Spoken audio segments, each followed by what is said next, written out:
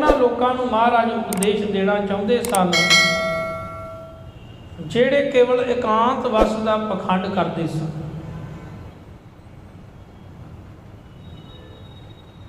इस संसार के अंदर हर एक मनुख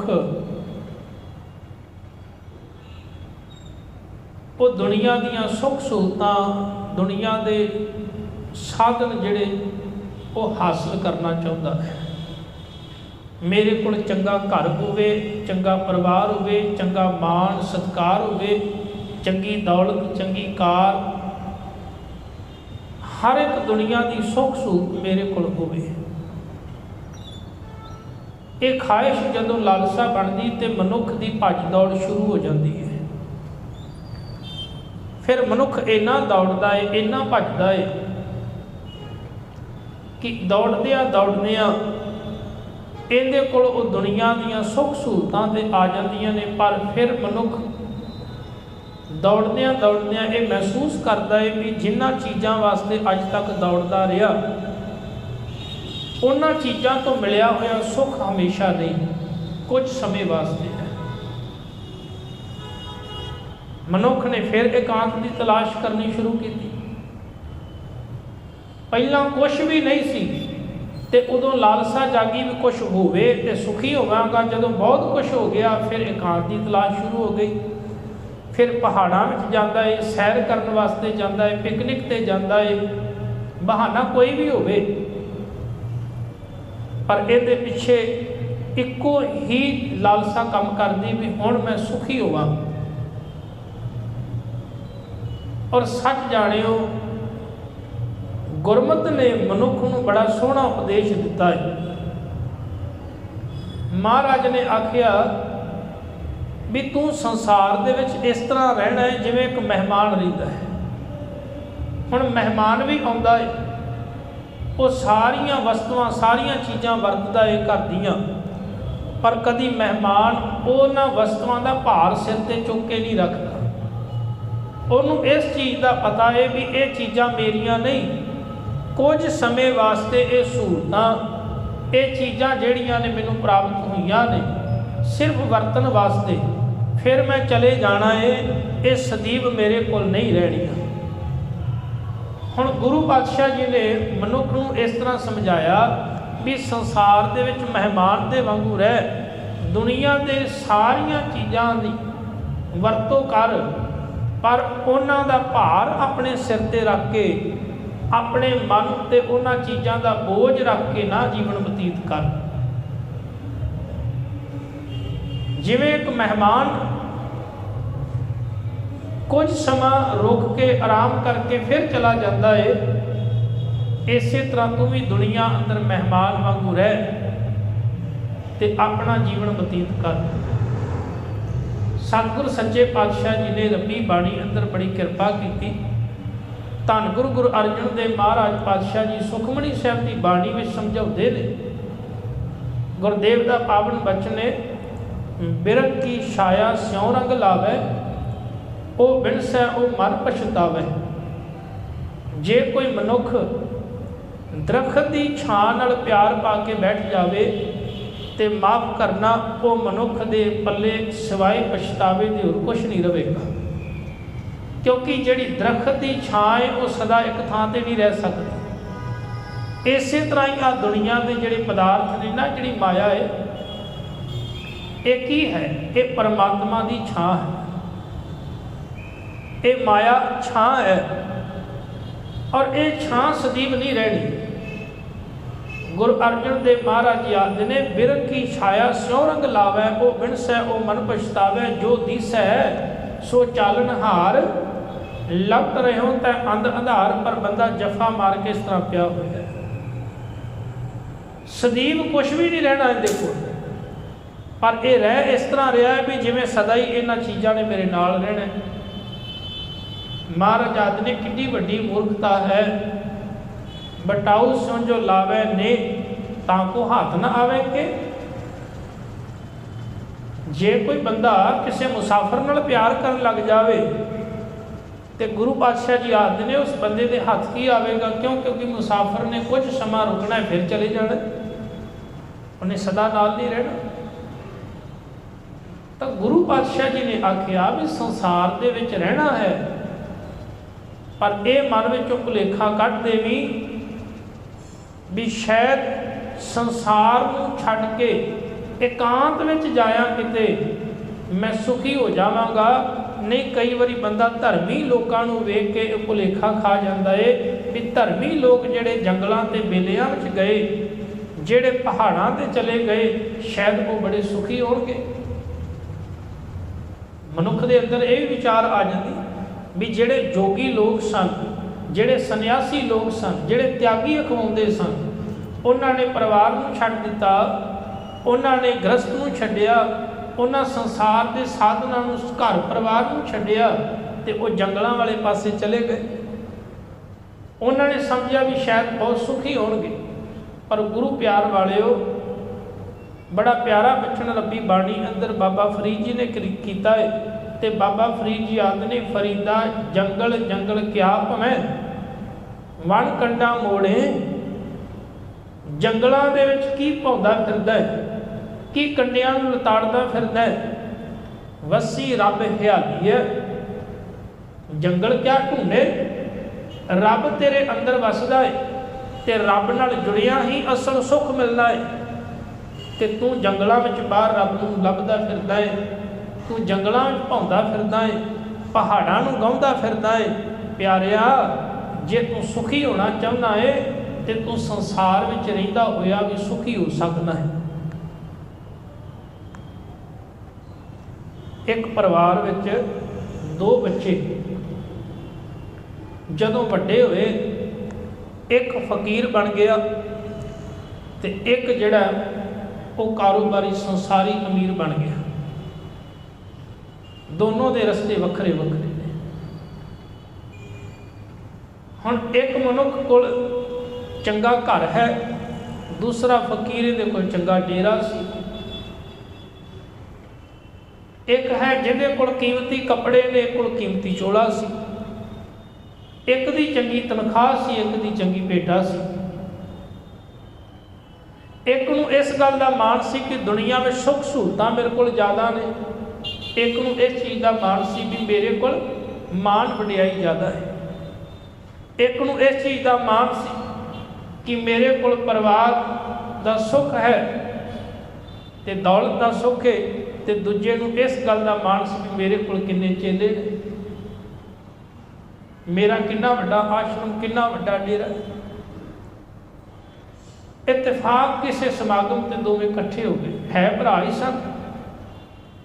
ਹੁਣ ਜਦੋਂ ਮਿਲੇ ਤੇ ਜਿਹੜਾ ਸੰਸਾਰੀ ਅਮੀਰ ਸੀ ਉਹਨੇ ਕਹਿਣਾ ਸ਼ੁਰੂ ਕੀਤਾ ਵੀ ਵੇਖ ਮੈਂ ਕਿੰਨਾ ਵੱਡਾ ਅਮੀਰ, ਮੇਰੇ ਕੋਲ ਕਿੰਨੀ ਦੁਨੀਆ ਦੀ ਦੌਲਤ, ਕਿੰਨੇ ਧਨ ਪਦਾਰਥ, ਮੇਰੇ ਕੋਲ ਕਿੰਨੀ ਮਹਿੰਗੀ ਗੱਡੀ, ਮਹਿੰਗੇ ਕੱਪੜੇ, ਮੇਰੇ ਕੋਲ ਕਿੰਨਾ ਕੁਛ ਹੈ। ਤੇ ਫਿਰ ਉਹ ਅੱਗੋਂ ਵੀ ਕਿਵੇਂ ਰਹਿ ਸਕਦਾ ਸੀ। ਉਹਨੇ ਆਖਿਆ ਮੇਰੇ ਕੋਲ ਇੰਨੇ ਚੇਲੇ, ਇੰਨਾ ਵੱਡਾ ਡੇਰਾ, ਇੰਨੀ ਮੇਰੇ ਕੋਲ ਦੌਲਤ, ਇੰਨੀ ਮੇਰੀ ਸੇਵਾ ਹੁੰਦੀ ਹੈ। ਉਹਨੇ ਨਿਮਰਤਾ ਦੇ ਕੱਪੜੇ ਪਾ ਕੇ ਵਿਖਾਏ ਕਿ ਮੈਂ ਵੀ ਬਹੁਤ ਵੱਡਾ ਤਿਆਗੀ ਹਾਂ।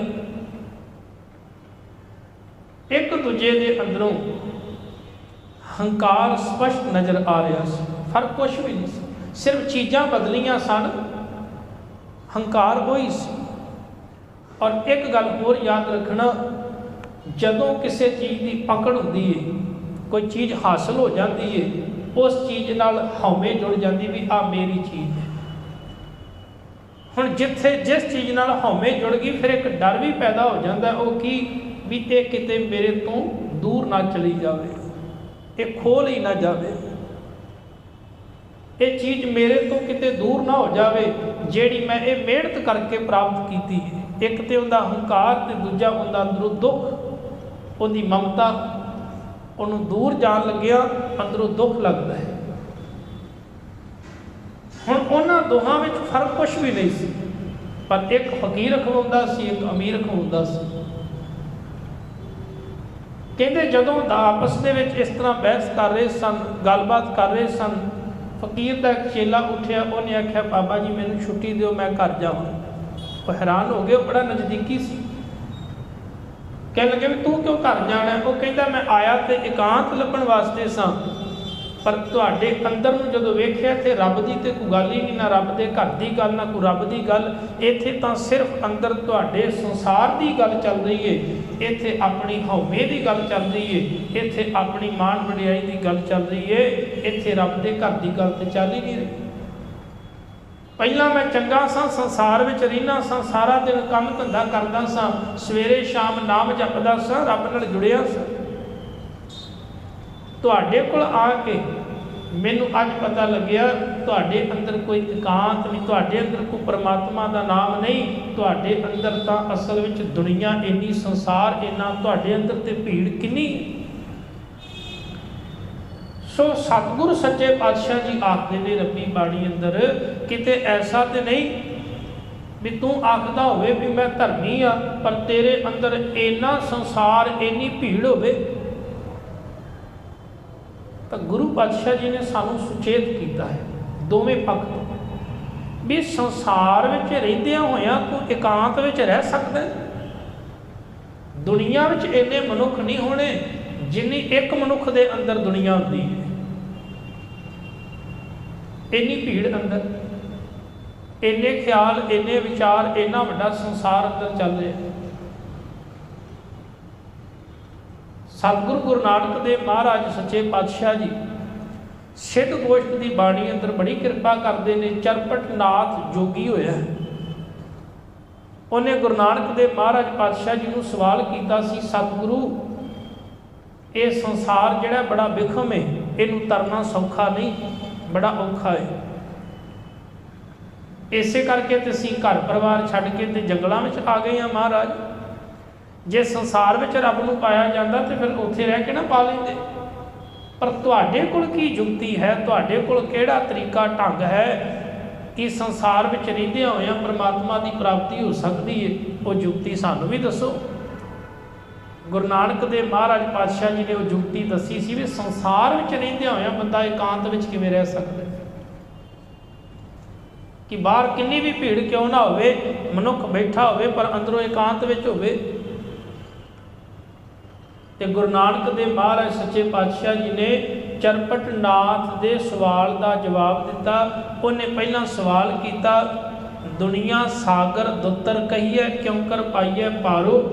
चरपट बोले औदू नानक देव सच्चा विचारो। चरपट नाथ कहता भी कोई सच का विचार है नानक जी सानू दसो। उदों गुरु नानक देव महाराज जी ने जवाब दिता, जैसे जल में कमल निरालम मुरगाई ने साणे। सतगुरु नानक देव महाराज जी कह लगे भी संसार में इस तरह रहना जिवें कमल फुल रहिंदा है, संसार में इस तरह रहना जिवें मुरगाबी पंछी रहिंदा है। बाकी जिन्ने पंछी ने उन्हां दे खंभ गिले हो जाण ते उड़ नहीं सकते, पर मुरगाबी पंछी पानी में रहिंदा है पर कदी उहदे खंभ गिले नहीं जे हुंदे। महाराज कह लगे इस तरह रहना संसार दे विच जिवें मुरगाबी पंछी रहिंदा पानी दे विच है, पानी में ही पर खंभा नूं गिलिया नहीं होण दिंदा। तू भी संसार में इस तरह रवी जिवें मुरगाबी पंछी रहिंदा, जिवें कमल फुल चिक्कड़ में खिड़िया रहिंदा पर कभी मैला नहीं हुंदा। अगला सवाल पैदा होया भी वो किहड़ा तरीका फिर अपनावे मनुख जिहदे नाल मनुख अंदरों मैला ना होवे, अंदरों निर्लेप रहे। तो महाराज ने फिर उन्होंने ढंग दसिया, तरीका दसिया। पहला तो दो उदाहरण एग्जाम्पल देतियां ना भी इस तरीके नाल तुसीं अपने आप को संसार दे विच रहिंदियां होइयां निर्लेप रख सकते हो। पर कोई चीज़ भी चाहिए है ना जिहदे सहारे ते बंदा निर्लेप रहे। हुण मुरगाबी पानी में रहिंदी पर वो खंभ कभी अपने मैले नहीं होण दिंदी, कमल फुल चिक्कड़ में रहिंदा पर खिड़िया रहिंदा, कभी मैला नहीं हुंदा। तो महाराज सानू भी कोई दात दिओ जिहदे नाल असीं भी परिवार में रहीए पर अंदरों विकारां नाल, वाशनावां नाल, भैड़ी सोच नाल कभी मैले ना होइए। तो महाराज ने आख्या कि भलिया जे आ दो गल्लां तेरे अंदर टिक गईयां ने, एक कमल की उदाहरण तू समझ लीए तो मुरगाबी पंछी की उदाहरण समझ लीए तो फिर अपने जीवन की उदाहरण भी समझ लै। महाराज ने जैसे जल में कमल निरालम मुरगाई नैशाने, सुरत शब्द भव सागर तरिए नानक नाम खाने। महाराज कह लगे भी अपनी सुरत नूं शब्द नाल जोड़ के रखी। जदों तेरी सुरत बाणी नाल जुड़ी होवेगी ना, आपां बचन पढ़ते जरूर आ भी गुरु ते मेरे नाल सदा ही, पर की वाकया गुरु साडे नाल हुंदा है जदों आपां संसार विच विचरदे आ, परिवार विच विचरदे आ, दुनिया विच विचरदे, वाकई हुंदा है। कह ते आपां दिंदे भी सो सतगुर प्यारा मेरे नाल है, पर की वाकई गुरु साडे नाल हुंदा है जदों आपां दुनिया विच विचर रहे हुंदे आ। जे ते गुरु साडे नाल है फिर याद रखना गुरु फिर कभी भी साडी सुरत नूं मैला नहीं होण देवेगा। जे कोई बंदा झूठ बोलन लगा है फिर सोचेगा, नशा कर लगा है फिर सोचेगा, किसी का हक मारन लगा है तां भी सोचेगा, किसी की निंदा कर लगा है फिर सोचेगा, झूठ बोलिया चुगली की सोचेगा। कोई भी माड़ा कदम चुकन तो पहला, माड़ा बोलन तो पहला, माड़ा करन तो पहला वो शब्द उन्होंने अंदरों सुचेत करेगा, नहीं भाई आ काम नहीं करना, ये तेरे गुरु ने तेनों आज्ञा नहीं दी। हाँ जे तो शब्द नाल है, गुरु नाल है, तो फिर मजाल ही नहीं कि बंदा कोई गलत राह तुर पवे। जे तू गलत भी काम करी जाना है फिर नाल गाई भी जाना है सो सतगुरु प्यारा मेरे नाल है, फिर तो तू वड्डा गुनाहगार है। ये गल गुरु नानक देव पातशाह जी ने समझाई है। सुरत शब्द भव सागर तरीए नानक नाम बखाने, रह एकांत एको मन वसिया। महाराज आखदे ने इस तरह तो एकांत विच रह सकदा है जे तेरे मन विच एक अकाल पुरख परमात्मा वस जाए। आसा माही निरासो, संसार विच निरास होके रहना। आगम अगोचर देख दिखाए नानक ताका दासो। जे तू उस अकाल पुरख परमात्मा नूं वेख लवें ते लोकां नूं विखावेगा ना, ऐ नानक तेरा दास बन जाएगा, तेरा सेवक बन जाएगा। तो गुरमत के अंदर ये गल समझाई महाराज ने भी दुनिया में रहिंदियां होइयां भी तू एकांत में रह सकता है। तेरे अंदर जिहड़ी भीड़ है, जिहड़े तेरे अंदर आ जंजाल ने जिन्हां विच तू हर वक्त फसिया रहिंदा है ते सिर फड़ के बैठा रहिंदा है, कह लगे उन्हां जंजालां तों तू बाहर निकल सकता है। दुनिया की किरत कार काम धंधे करता होया भी तू परमात्मा की बंदगी कर सकता है। ये पुराने पंजाब की गल है। हुण पंजाब वंडिया गया, पंजाब दो हिस्सों में हो गया। पहला पंजाब इकट्ठा ही होता सी, चढ़दा पंजाब तो लहिंदा पंजाब हो गया।